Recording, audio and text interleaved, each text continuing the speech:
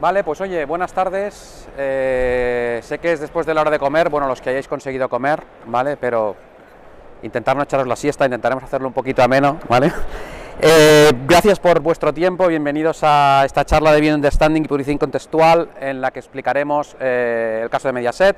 Mi nombre es Daniel Colls, soy AWS Solutions Architect en AWS y me acompañan hoy mis compañeros Raúl Mansilla, Senior Solutions Architect, y Víctor Chumillas, AI Manager de Mediaset España. El tiempo no me está corriendo, lo digo porque me iría bien, para no ocupar todo el rato yo hablando, más que nada. Gracias. Vale, pues estos somos los tres que vamos a estar con vosotros este ratito. Lo que vamos a ver hoy, ¿no? Vamos a ver un poco la introducción de lo que es el Video Understanding y por qué es importante y por qué nos va a ayudar en nuestro día a día para gestionar nuestro archivo de media. Entraremos en ver el caso, Raúl explicará la parte del Context Advertising, ¿no? Cómo podemos hacer el Context Advertising usando las tecnologías que tenemos disponibles a día de hoy. Y luego pues hablaremos en más detalle, conoceréis en más detalle cómo Mediaset está usando todas esas tecnologías en su día a día, ¿vale? Pues empezamos con el primer punto, ¿no? La introducción a lo que es el Video Understanding, ¿no? Aquí empezamos con una pregunta clave, ¿no? ¿Por qué es tan importante el contexto en vídeo, ¿no? Es decir, muchos de vosotros si estáis aquí probablemente pues estáis gestionando archivos de vídeo, ¿no? Empresas como Mediaset pues tienen ingentes cantidades de archivos de vídeo que al final lo que pretendemos con este tipo de tecnologías es entender qué pasa dentro del vídeo, ¿no? No solo tener disponible ese vídeo, sino ser capaces de entender todo lo que pasa, ¿no?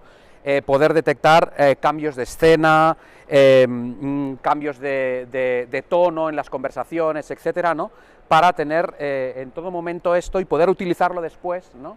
Usar toda esta tecnología para explotar esos archivos de vídeo, pues usando la deduplicación, búsqueda semántica, personalización o recomendación de contenidos y lo que hoy nos ocupa y trascendente para la charla es dónde poner, ¿no? Dónde ubicar los anuncios de manera que sean importantes, ¿no? Trascendentes en cuanto al contenido se refiere y además que no interrumpan la experiencia del espectador, ¿no? Del usuario que está viendo en cada caso nuestro contenido de vídeo, ¿no? La idea es usar esta tecnología para transformar un archivo inerte, ¿vale?, de vídeo, de los que tenemos hasta ahora, en una fuente activa de valor publicitario y editorial. Hasta ahora, ¿no?, los métodos tradicionales que hemos estado utilizando, ¿no?, que nos han ido contando nuestros clientes durante estos últimos años, esto era bastante difícil, ¿no?, duro de conseguir, ¿no? Los métodos manuales, pues evidentemente consumen mucho tiempo, muchos recursos, suelen ser caros, ¿no?, de analizar el vídeo. Es verdad que luego había ciertas ya soluciones tradicionales, ¿no?, que ahora ya le llamamos la inteligencia artificial tradicional, ¿no?, en vista de lo que ha salido ahora, ¿no? Pero estas herramientas, pues bueno, sí, son capaces de detectar ciertos elementos en nuestro vídeo, etiquetar, detectar ciertos personajes, ¿no?, o contenidos que aparecen en nuestros vídeos, pero siempre suelen ser soluciones muy rígidas, ¿no? Tampoco al final nos dicen ha pasado esto, aquí sale aquí sale el otro, pero no son capaces de entender en qué contexto está pasando todo esto, que sería la gran importancia, ¿no? Y eso lo que hace es que nos impide o nos dificulta el hecho de poder comprender esas escenas, ¿no?, y tomar decisiones automáticas sobre las mismas. ¿Cómo nos ayuda en este caso la IA generativa, ¿no? En este caso a mejorar todo lo que sería el video understanding, ¿no?, el entendimiento de nuestros vídeos, ¿no? Pues bueno, tenemos un primer paso, ¿no?, que sería pues descomponer nuestro fichero de vídeo en segmentos lógicos, ¿no? Estos segmentos lógicos pueden ser planos, pueden ser escenas, pueden ser capítulos, ¿no? Esto lo hacemos combinando cambios visuales y de conversación, ¿vale? Y nos permite hacer esa segmentación. En el paso 2, que en este caso podría ser opcional, no podemos aumentar, añadir metadatos, ¿no?, enriquecer estos segmentos, pues si disponemos de metadatos, por ejemplo, pues una escaleta editorial, ¿no?, que nos vaya entrando por otro lado, una guía de programación que nos aporte información sobre estos segmentos de vídeo, ¿no? Y el paso 3, ¿no? Usamos en este caso un modelo funcional multimodal, ¿no? Que es capaz de entender imagen, texto, vídeo y audio, ¿vale? Para contextualizar lo que está pasando en cada segmento, ¿vale? Podemos ver quién aparece, ¿no? Qué se está diciendo en ese segmento, lo que está pasando y si es relevante para cierta marca, en este caso, o categoría, ¿vale? ¿Cómo hacemos esto en AWS, ¿no?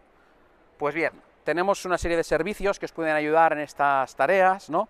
Empezamos por Amazon Recognition, un servicio que ya lleva más clásico, que ya lleva ya tiempo acompañándonos, ¿no? Que nos permite pues, hacer detección de personas famosas, de caras, ¿no? Y nos permite hacer cierto análisis contextual, ¿no? Tenemos también Amazon Transcribe, ¿no? Es muy importante tener contenido textual, porque luego veremos que con los modelos fundacionales nos es más fácil tratar toda esa información, ¿no? Por tanto, Transcribe nos permite transcribir todo lo que sería ese audio a texto, ¿vale? Para hacer luego speech analysis, ¿vale? Amazon Bedrock, nuestro servicio gestionado que pone a disposición de una simple consulta de API un montón de modelos fundacionales de las principales empresas de inteligencia artificial, os va a permitir pues juntar, ¿no? Todo esto y hacer el análisis de todos estos textos y todas estas labels o entidades que hemos reconocido usando Recognition, ¿no? Y finalmente Amazon SageMaker, que es la plataforma que os permite entrenar vuestros propios modelos, ¿no? Entrenar modelos desde cero u optimizarlos, ¿no? Es decir, coger un modelo ya existente, fine-tunearlo y adaptarlo con las características, ¿no? Afilarlo a las características de nuestros datos. Evidentemente, no todo el vídeo requiere el mismo tipo de segmentación, ¿no? Estamos hablando de segmentación, entonces aquí podéis ver un poquito pues desde lo que sería lo más económico, sencillo, etcétera, que sería analizar el vídeo entero, ¿vale? Es decir, cogemos nuestro vídeo, de ahí sacamos un summary, un resumen, hacemos la sinopsis, hacemos el transcribe, hacemos el análisis contextual y lo usamos para hacer las recomendaciones directamente del fichero entero de vídeo, ¿no? Y luego por ahí pues podemos ir bajando, ¿no? Podemos ir bajando a nivel de escena, ¿vale? O capítulo, a nivel y podemos llegar hasta nivel de frame, ¿no? Evidentemente, cuanto más bajamos, pues mayor es la complejidad, más segmentos tenemos y más segmentos tenemos que procesar, ¿no? Con lo cual, al final aquí es muy importante saber escoger cuál es el nivel que vamos a requerir para para cada caso de uso que nos encontremos, ¿no? Esto va más allá de lo que sería la publicidad contextual, ¿vale? Hoy os vamos a comentar temas de la publicidad contextual, pero estas técnicas nos van a permitir explotar nuestro archivo de vídeo de muchas más maneras, ¿no? Aquí veis varias de ellas, ¿no? El tema de poder generar recomendaciones, generación de marcas, ¿no? Moderación, detección de speakers, ¿no? Que están apareciendo. Todo esto aparece de un mismo núcleo, ¿no? Todo se basa en lo mismo, ¿no? La comprensión profunda de nuestro contenido, ¿vale? Al final, la idea aquí es que tenemos que acabar quedándonos con que entender un vídeo ya no es una tarea manual, ¿no? Al final, esto acaba siendo una ventaja competitiva, ¿vale? Y sin más doy paso a Raúl, que os va a contar más en detalle la parte del contextual advertising. Muchas gracias. Gracias. Bueno, pues aquí simplemente, sobre todo lo que ya ha hablado mi compañero Daniel, lo que sí quería es enseñaros un poco cómo haría yo un tema de contextualización, detección de contenido, ¿no? en un archivo para orientarlo un poco a ver dónde puedo emplazar un contenido, qué contenido puedo poner según las etiquetas y cosas que haya detectado y según el contexto, ¿de acuerdo? Lo primero que haríamos, como ha dicho Dani, sería analizar la transcripción, ¿no? Tendríamos el archivo, la transcripción en nuestro bucket S3, un JSON, y lo podríamos analizar. Un truco que os voy a dar aquí es que directamente la transcripción la podríamos analizar, pero a veces los modelos fundacionales pueden tener demasiada información de una manera un poco en bloque y pueden atragantarse. Entonces, aquí lo que solemos hacer es, por ejemplo, Amazon Transcribe tiene una característica que te puede sacar un fichero VTT directamente de la transcripción. ¿Qué es el fichero VTT? Pues esto que veis aquí, es un fichero en donde viene toda la transcripción, pero viene separado ya por frases y con timestamps, ¿vale?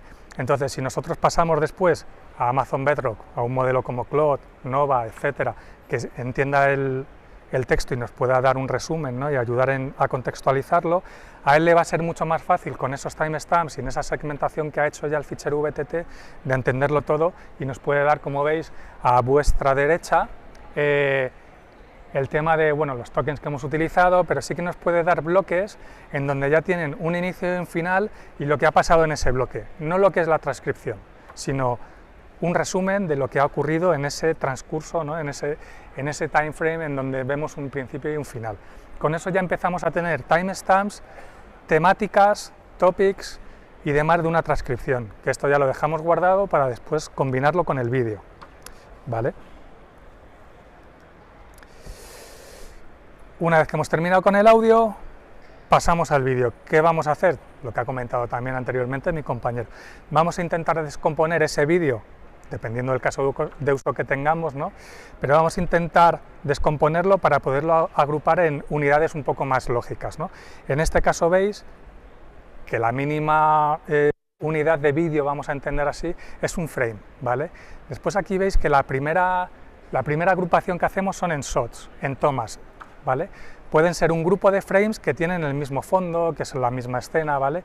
No cambia el fondo. Aquí veis que unos son los créditos de entrada, otro tiene un personaje que está hablando con un tiro de cámara, después otro personaje que tiene otro tiro de cámara.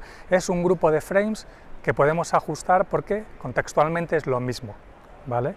Entonces vamos haciendo ese trabajo de agruparlos en tomas.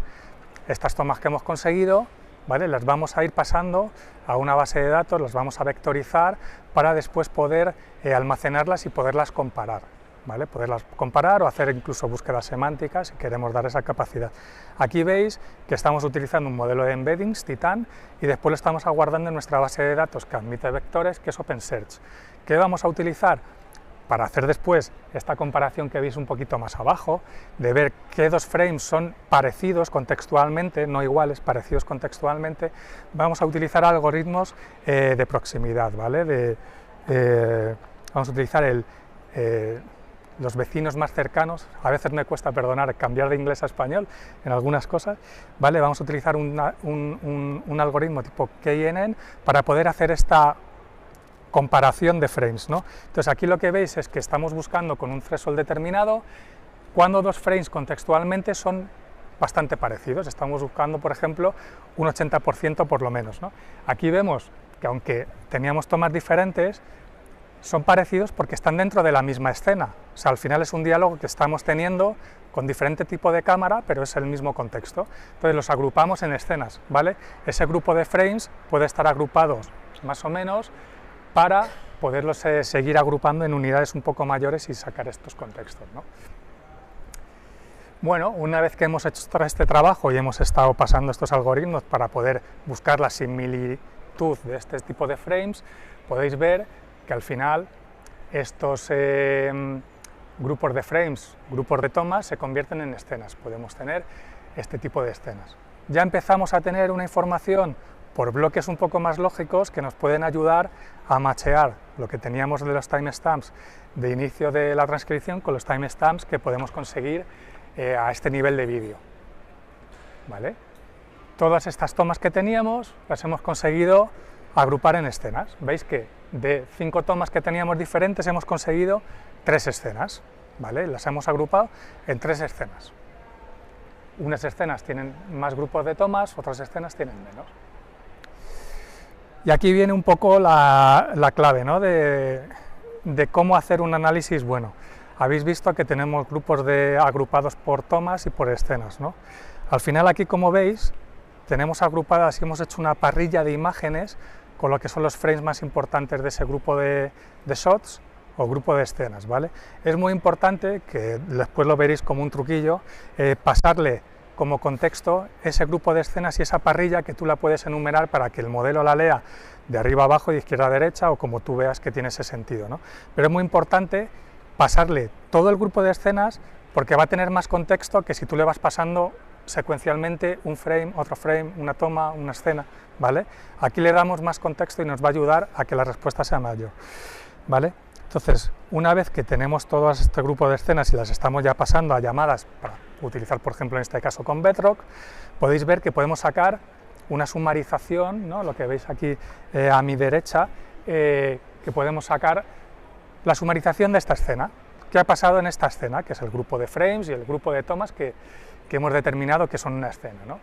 A partir de ahí podéis ver el prompt que le hemos dado a Claude. En este caso estamos utilizando Claude 3 Sonnet, ¿vale? Es un poquito antiguo, ahora podríamos utilizar otro. Pero veis que, dada esta secuencia de frames, esta secuencia de escenas, de imágenes, y le digo cómo quiero que lo lea, empezando de izquierda a derecha y de arriba a abajo, quiero que me digas lo siguiente: descríbeme las imágenes, clasifícame la escena y dame etiquetas según IAB o etiquetas GARM. Esto me va a ayudar también a la hora de emplazar un anuncio, saber qué etiquetas y qué cosas están apareciendo, porque a lo mejor si aparecen coches quiero meter un anuncio de una marca que vende coches, si aparece un avión, pues una marca de una empresa de viajes, ¿no? Dependiendo de eso, las etiquetas aquí son muy importantes, incluso los objetos, ¿vale?, que pueden aparecer. También queremos ver el sentimiento de la escena. Podemos detectar si es una escena con connotación positiva o negativa. Hay veces que tenemos que estar un poco pendientes de que la marca que quiere anunciar algo en nuestra plataforma tenga una cierta seguridad de marca. Seguramente a BMW, por poner una marca, no le gustaría aparecer un anuncio cuando alguien está raptando un coche, conduciendo temerariamente o consumiendo alcohol o drogas dentro del coche, ¿no? Entonces tenemos que analizar también ese contexto para saber si es un momento positivo para poder emplazar un anuncio de una determinada marca, ¿no?, y que la campaña funcione mejor. Al final veis, nos hemos puesto un poco el coste de aproximación, ¿no?, pero veis el resultado que da, ¿no? Le hemos metido el prompt, le hemos dado esta información y nos está diciendo que hay una persona que está haciendo determinadas cosas, etcétera, unas etiquetas según IAB y GARM, ¿vale?, y nos da una connotación si es positiva o negativa. Con estos datos podemos empezar a decidir o a tomar unas decisiones, ¿no?, basadas en datos de si queremos meter un anuncio de un tipo, de otro, etcétera. Al final de todo este grupo que tenemos y analizando diferentes escenas, si nos pudiéramos quedar en un sitio que nos ha convenido, ¿no?, hemos visto que es conveniente poder emplazar un anuncio, tenemos que poder llegar a ver lo que había en la escena anterior, lo que llamamos nosotros before the ad break, ¿vale?, y lo que puede haber after the ad break. Queremos saber un poco no solo lo que ha pasado antes de poner anuncios, sino lo que va a pasar después, incluso para ser más intencionales o más dirigidos, ¿no?, a que esa campaña tenga mucho más reconocimiento, tenga mayor impacto, ¿vale? Entonces tenemos que estudiar también todo esto. Con este tipo de trabajos podemos ver cómo, analizando un poco el contexto de lo que va a pasar antes y después, podemos tener datos suficientes para decidir qué tipo de anuncio metemos y qué connotación tiene, ¿no? A lo mejor hay un accidente, como veis, que había habido antes, y en vez de meter el de BMW podemos meter uno de la Mutua o de un agente de una empresa que haga seguros de coche, ¿no? Pero con estos datos ya nos podría dar esta aproximación. Y bueno, ya para terminar, os quería dar unos trucos, ¿no?, de la experiencia que hemos tenido haciendo este tipo de proyectos, cómo hemos visto nosotros que podemos obtener, en este caso con Claude, ¿vale?, seguramente para otro modelo fundacional te pueda funcionar, pero tendrás que hacer un poquito de fine tuning para ajustarte a este modelo, ¿vale?, cómo tendríamos que organizar nuestro prompt, o cómo hemos visto que es la manera más eficiente de organizar un prompt para hacer temas de video understanding, ¿no? Aquí veis que primero tenemos que dar un contexto, explicarle por encima qué va a hacer, cuál va a ser la tarea, ¿no?, que queremos que resuelva este modelo. Luego podemos decirle qué tono queremos que tenga la conversación o la respuesta. Puede ser más profesional, puede ser tono divertido, un tono, bueno, ya dependiendo de qué proyecto sea y de si lo tenemos cara al público o es interno, podemos dar también que tenga un tono determinado para esta respuesta. Luego, lo que os he dicho, está la parte de poder poner datos, ¿no? Añadir datos con una etiqueta, por ejemplo, podemos meter la secuencia de escenas, ¿vale? O podemos meter un documento que diga, pues tenemos una política de conducta en un call center de responder a los clientes, le puedo dar ese documento en PDF de cómo respondemos a nuestros clientes para que el modelo sepa en base a qué normas tiene que seguir para responder al cliente de una manera corporativa, ¿vale? Luego podemos dar una descripción detallada ya de las tareas que tenemos que hacer, los pasos que tiene que dar y el resultado que queremos obtener. Podemos meterle un histórico de conversación por si queremos que tenga algún tipo de memoria y que recuerde otras cosas. Y bueno, al final tienes que ir diciéndole si quieres que razone, si no quieres que razone, si lo haga de una manera paso por paso, razonada. Podemos darle también cómo queremos que haga un ejemplo de cómo queremos que dé la respuesta, ¿vale? Podemos decir, oye, si te preguntan una cosa así, responde de esta manera. Toda la información que podemos dar siempre será bien recibida por un modelo y nos dará un resultado mucho más preciso y más cerca de lo que nosotros estamos buscando. Y después esto simplemente es lo que os he comentado un poco antes. A la hora de hacer prompting hemos visto que es mejor poner las tareas delante de las imágenes delante de la tarea que tiene que hacer el modelo. Los mejores formatos para esto, JPEG, PNG, GIF o WebP. Aquí veis un poco, para que os hagáis una idea de los tokens que os puede costar meter un vídeo, unas imágenes de entrada, pues veis que tenemos como que el ancho por alto, entre 750 te da más o menos los tokens que va a tener de input de entrada este modelo, ¿no? Y después, bueno, qué tamaños, qué resoluciones de imágenes son las mejor para Claude. En este caso, con el modelo que estábamos utilizando, pues ya veis que tienes que tener como el lado más, o el ancho o el largo no puede exceder de 1568 píxeles, de lo contrario se va a resizear, ¿no? Se va a formatear en este tema y serán unos 1600 tokens. Grids de 7×4 y después intentar enumerar, dar la información de qué imagen es la 1, la 2, etc. Con todo esto podéis tener un prompt bastante acertado y encima un resultado bastante aproximado a lo que queréis. Os he contado un poco cómo lo hacemos nosotros, pero yo creo que ahora es el momento de que nos cuente Mediaset cómo ha llegado a hacer ellos su proyecto de publicidad contextual en televisión en directo, ¿vale? Con AWS. Muchas gracias, Raúl. Bueno, como bien ha mencionado Daniel al principio de la presentación, yo soy Víctor Chumillas y vengo como representante de Mediaset España para contaros el caso de éxito que ha sido Contextuads. Pero antes de entrar en materia, pongámonos un poquito en contexto. ¿Aquí? Sí. Vale. Todos nosotros, de media, recibimos un impacto publicitario cada 10 segundos. Eso hace un cómputo total de más de 6.000 impactos publicitarios diariamente. De hecho, si habéis venido hasta aquí en coche y teníais puesta la radio, habéis tenido anuncios. Si habéis venido leyendo un periódico físico o digital, también habéis tenido anuncios. Si habéis venido escuchando música o un podcast, también habéis tenido anuncios. Incluso si uno se lo propone y se aleja totalmente de las pantallas, por ejemplo, desde hace ya un par de años, en el metro de Madrid, entre estación y estación, ahora hay pantallas para que los viajeros tengan que ver los anuncios a través de las ventanas del vagón. Y si por algún caso alguno de vosotros ha llegado hasta aquí ahora, a vuestros asientos, sin ver ningún anuncio, no os preocupéis porque en esta presentación va a haber unos cuantos, no vais a librar. Pero claro, esto es un problema, no solamente para los espectadores, que ven que su realidad cada vez se parece más a un episodio de Black Mirror, sino también para los propios anunciantes, ya que en esta masa de anuncios es mucho más difícil destacar. En un mercado tan saturado, impresionar a los espectadores. Entonces, ¿cómo solucionamos este problema? Pues desde Mediaset hemos querido plantear esta respuesta volviendo a los orígenes de la publicidad, volviendo a la publicidad contextual. ¿Y qué es la publicidad contextual? Bueno, muchos lo podréis decir del nombre y aquellos que tengáis experiencia en el sector lo sabréis sobradamente. La publicidad contextual se basa en la relevancia del contenido para mostrar anuncios a los usuarios. Básicamente, la publicidad se adapta al contexto del espectador, a lo que el espectador está visionando. Por poner un ejemplo, yo tengo un recuerdo muy vívido de mi infancia, de estar viendo la televisión con mi padre, estar viendo nuestra película de acción, de disparos, de machos machotes, y que hicieron una pausa publicitaria para interrumpirnos con publicidad de maquillaje. Claro, también recuerdo esa mirada cómplice con mi padre que gritaba, ¿qué es esto? ¿Por qué me habéis quitado la película para ponerme esto? Y esto es un problema que sigue ocurriendo hoy día.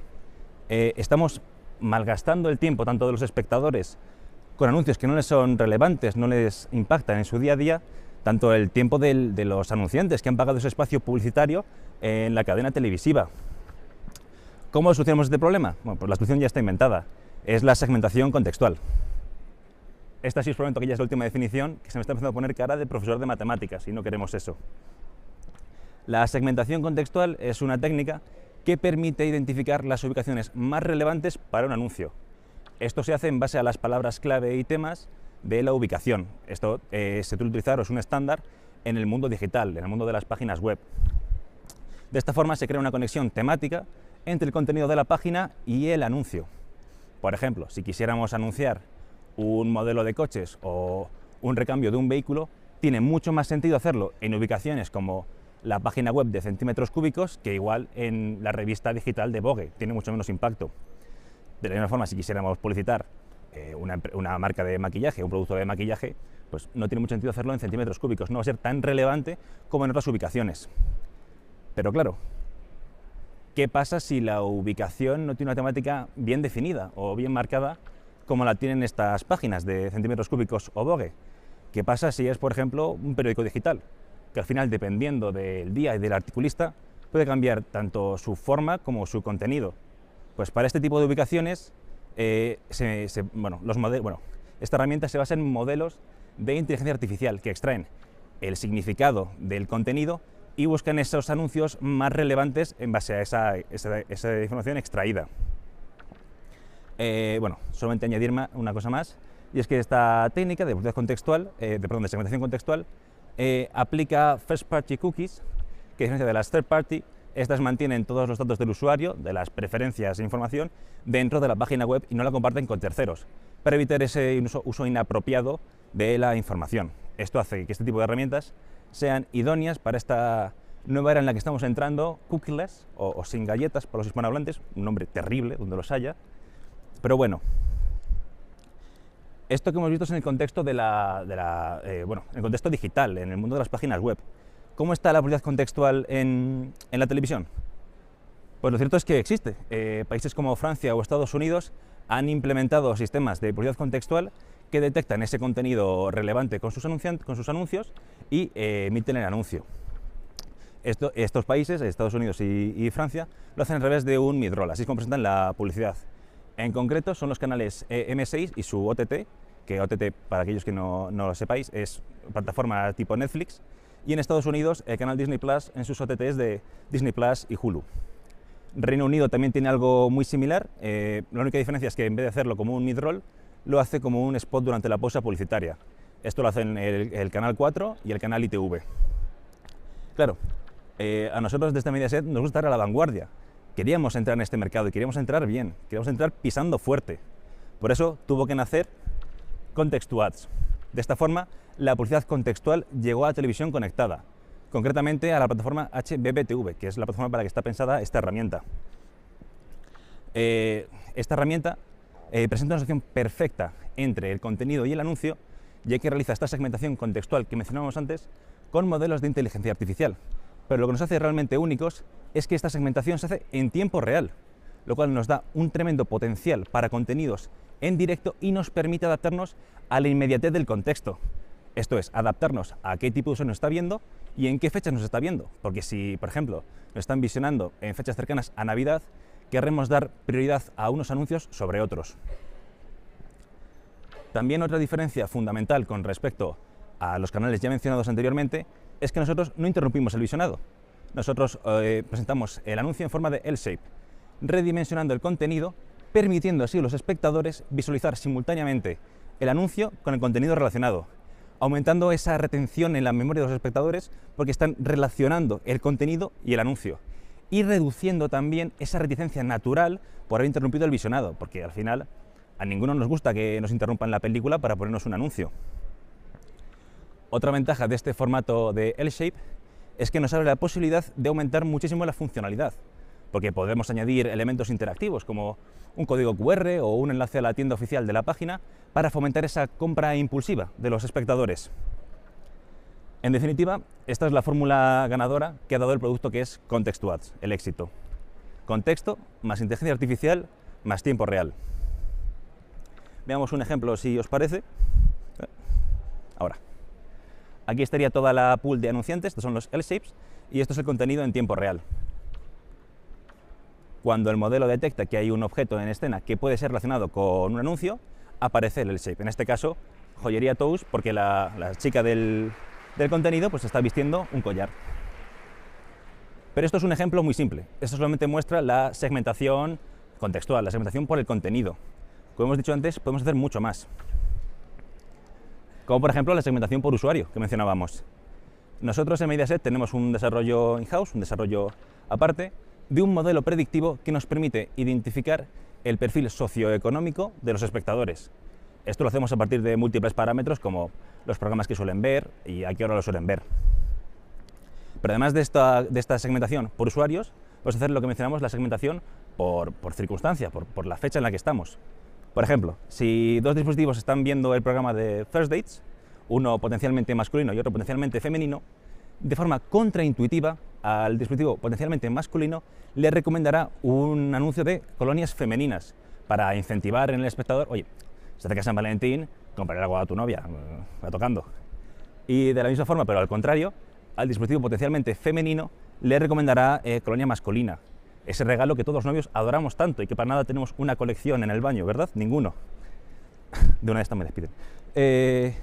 Todo esto no hubiera sido posible de no ser por nuestro partner tecnológico, AWS, y en concreto su herramienta Amazon Recognition, esta tecnología cloud de análisis de vídeo e imagen en tiempo real.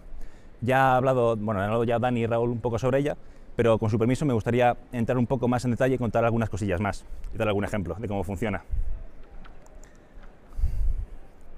Bien, supongamos este ejemplo de esta chica escribiendo en su portátil tranquilamente.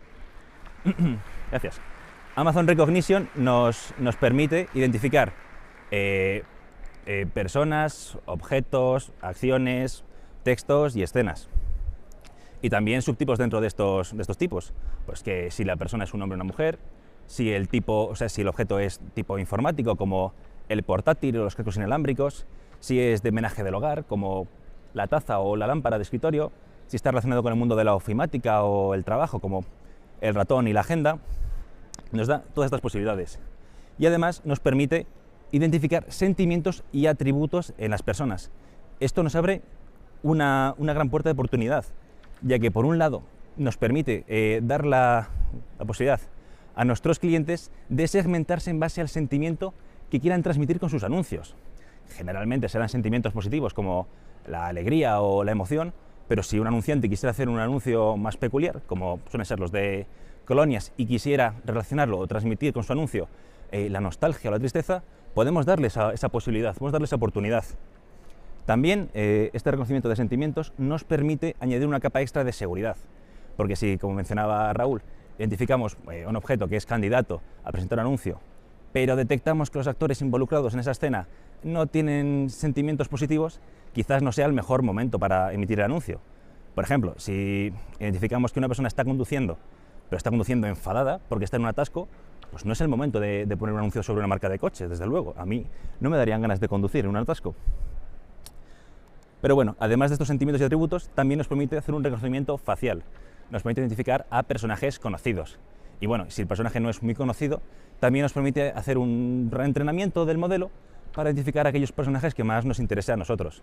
Esto tiene un especial potencial con todo el tema de los influencers, que cada vez son más presentes en la televisión y es muy bueno tenerlos identificados. En resumen, AWS es el partner tecnológico perfecto para Mediaset en el contexto de Context to Ads por 4 motivos principalmente. Amazon Recognition es una herramienta de Machine Learning, está basado en algoritmos de aprendizaje automático, esta palabra que se ha puesto tan famosas últimamente, lo que nos permite evaluar constantemente el modelo y reentrenarlo para mejorar su eficiencia y su eficacia. Además, AWS también cumple con todos los estándares de seguridad y privacidad, que son fundamentales para nosotros, tanto para nuestros clientes como para proteger nuestro propio contenido. Además, Amazon Recognition es una herramienta cloud, lo cual nos permite escalar la solución, todo lo que necesitemos, en función de la funcionalidad o las cargas de trabajo que vengan. Por último, pero no por ello menos importante, AWS cumple con las IAB Categories, que para aquellos que no estéis muy metidos en el sector, son un estándar de cómo clasificar a los anunciantes en función de su sector, mundo del motor, de la moda, de la belleza. Bien, esta herramienta, Amazon Recognition, es muy potente, pero es necesario complementarla con un desarrollo in-house. De este desarrollo me gustaría especialmente comentaros qué desarrollamos a nivel de seguridad para darle esa robustez, esa fiabilidad que necesitamos para la televisión. Bueno, lo primero que implementamos fue un tiempo de presión en pantalla mínimo. Claro, si esta herramienta, Amazon Recognition, identifica que hay un coche en escena, pero este pasa un segundo, porque pasa de fondo, pues no es relevante y no tiene sentido emitir un anuncio relacionado con ese coche.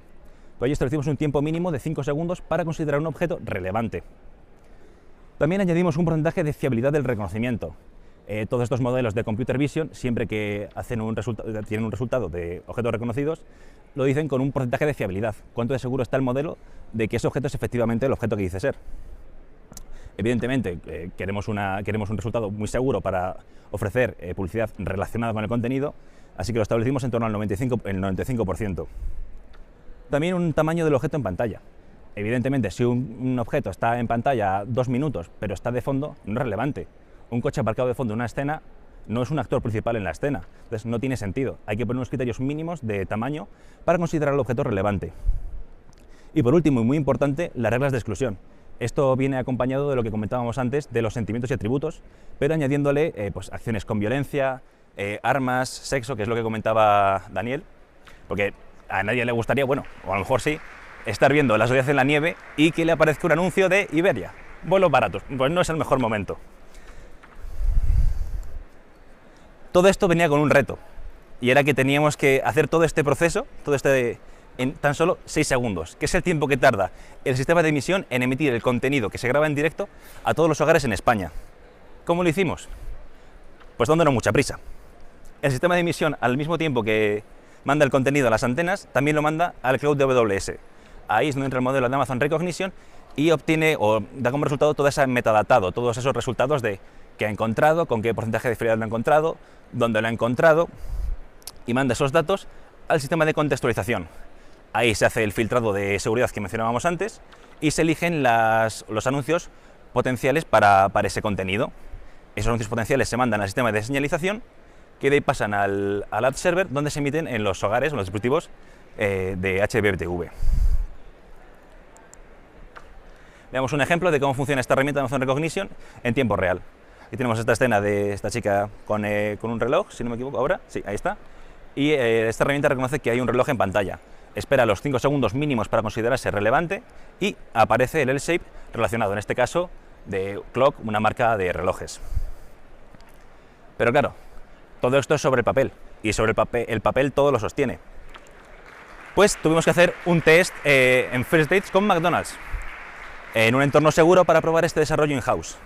La idea de esta prueba era comprobar que la herramienta Context2Ads detectaba correctamente que había 2 personas comiendo, pasaba todos los filtros de seguridad, pues lo que mencionamos antes de tamaño mínimo, tiempo mínimo de aparición en pantalla, que no había contenido inadecuado, y aparecía el anuncio, el L-shape de McDonald's.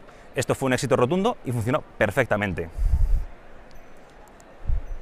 Pero esto está muy bien. Pero ¿qué datos tenemos? ¿Qué datos objetivos hay sobre esta herramienta? ¿Cómo funciona? ¿Qué resultados trae a la mesa? Bueno, pues hicimos un estudio con Neurológica y este estudio determinó que Context2Ads generaba una mayor visualización efectiva, un mayor interés y un mayor recuerdo espontáneo. Todo esto se traduce en una mayor deseabilidad de los espectadores, que para los anunciantes significa un mayor potencial publicitario. En concreto, la visualización efectiva aumentó un 37% frente a la publicidad no contextual. Este dato se obtuvo a partir de un experimento de eye tracking, en el cual se puso estos dispositivos a los usuarios de prueba y se medía hacia dónde apuntaban la mirada en cada momento. Y se vio que efectivamente miraban mucho más el anuncio relacionado con el contenido que el no relacionado. Este estudio también determinó que Context2Ads generaba un mayor interés frente a la publicidad no contextual, en concreto un 24%. También aumentó el recuerdo espontáneo, un 32% frente a la publicidad no contextual. Y como decíamos, todo esto se traduce en una mayor deseabilidad, en concreto un 11% frente a la publicidad no contextual. Si es que hasta a mí, que soy un pobre informático, que no me gustan las aglomeraciones, veo este anuncio del Corte Inglés y me dan ganas de irme a las rebajas a liarme a codazos por unos calcetines. Pero bueno, todo esto significa para el anunciante un mayor potencial publicitario, exactamente un 27% más que la publicidad no contextual, la publicidad tradicional, y un 19% más que la publicidad interactiva, aquella en la que el espectador, bueno, pues con su mando, puede acceder a más detalles del producto o incluso visitar directamente la página oficial de la tienda para comprar el producto. Todo este análisis está basado en un estudio de la Universidad de Durham, que explica por qué la publicidad contextual duplica el recuerdo publicitario. Esto se debe a un efecto combinado de dos procesos, la imprimación semántica y la fluidez. Evidentemente y de forma general, los procesos recientemente aceptados son más fáciles de procesar y de memorizar. Si yo estoy viendo una película de coches y me pones un anuncio de coches, yo asumo que ese anuncio es parte de lo que yo he elegido ver. Al final están relacionados, algo que yo he querido ver.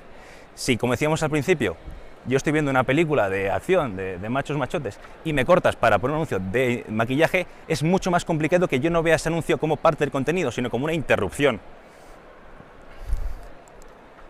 En conclusión, Context to Ads presenta una asociación perfecta entre el anuncio y el contenido. No interrumpe el visionado. Permite a los anunciantes, segmentarse no solamente en base al contenido, sino también en base al target y al contexto. Genera un mayor nivel de atención y de recuerdo, lo que se traduce en un mayor potencial publicitario para los anunciantes. No sé si tenemos tiempo para ver un último ejemplo. Sí. Aquí os pongo un último ejemplo de esta herramienta. Aquí es importante destacar que este es un dispositivo potencialmente masculino, o considerado potencialmente masculino, que cuando identifica que hay un hombre en traje, pues emite el anuncio de Emilio Tucci del Corte Inglés.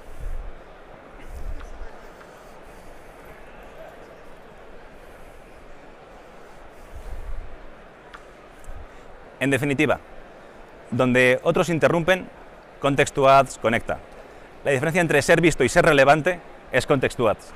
Y ahora sí, doy paso a Raúl para que termine la presentación. Muchas gracias, Víctor. Es impresionante. O sea, es impresionante. ¿A quién no le ha gustado? Que levante la mano a quien no le haya gustado el proyecto. O sea, yo creo que es súper relevante, es súper innovador y la verdad que después, a nivel empresarial, tiene bastantes resultados, ¿no? Y bueno, yo simplemente quería cerrar un poco la charla, ¿no? Hablando un poco de por dónde va el futuro de todo lo que estamos viendo, yo creo que casi todo el mundo aquí seguramente hayáis oído últimamente temas de agentes, MCP servers y un montón de cosas alrededor de la IA, pues al final todos estos procesos que estamos haciendo sobre media para descubrir contenidos, sacar insights, poder clasificar, poder hacer cualquier flujo, se están convirtiendo en flujos de agentes. Agentes que cada uno tiene una misión concreta, no solo hay un modelo detrás y una lambda o una petición API, sino que al final tenemos un ejército de agentes, cada uno especializado en una tarea, backupeado, ¿no?, por un modelo multimodal que esté funcionando a la última. Y vamos a hacer este tipo de proyectos y nos podrán permitir con nuevos modelos hacer tiempo real, hacer flujos multiagente y hacer todavía ser mucho más efectivos en estos trabajos y todavía más automatizados, ¿verdad? Y bueno, aquí podéis tener de cosas que hemos estado viendo, os dejo unos QRs para que echéis un ojo a Bedrock Data Automation, que es una llamada a la API de Bedrock en la que podemos también sacar sumarizaciones, transcripciones, etiquetas, contexto, speakers, etcétera. Con una sola llamada a una API puedes mandar un vídeo, un audio, una foto o un documento y sacar un montón de información. Media to Cloud también es una solución que ponemos a vuestra disposición para hacer todo este análisis de vídeo, sacar todo este tipo de información, emplazamiento de anuncios, etcétera. Y después, bueno, os dejo un workshop, ¿vale?, de Video Understanding por si queréis cacharrear y ver un poco cómo interaccionar con estos modelos y aprenderlo un poco hands-on. Y después algún ejemplo de Ad Break Detection y lo que hacemos con nuestros modelos Nova multimodales para Video Understanding. Y ya os pediría que si tenéis la aplicación del Summit y os ha gustado la charla y os ha gustado el caso de Mediaset y cómo hemos presentado, que podéis escanear el QR desde la aplicación de Summit para podernos dejar una valoración y que podamos seguir mejorando para el año que viene. Muchas gracias a todos, Víctor, compañeros. Perdón, este era un workshop que hay ahora y este es el QR que hay que escanear para la encuesta, que me he adelantado. Muchas gracias.